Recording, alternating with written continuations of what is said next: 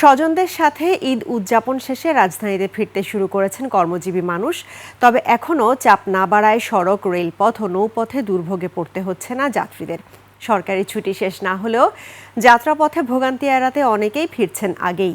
জীবন অবাক না করলে কে করবে? 28% মিল্ক ফ্যাটের অবাক করার সাথে ফ্রেশ মিল্ক পাউডার। জীবন অবাক করুক প্রতিদিন।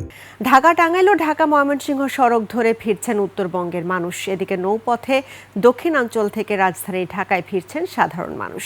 সদরঘাট লঞ্চ টার্মিনালে দেখা গেছে ঘরে ফেরা মানুষের ভিড় বেড়েছে। গত 3 দিনের তুলনায় ঢাকায় ফেরা যাত্রীদের সংখ্যা ক্রমশ বাড়ছে।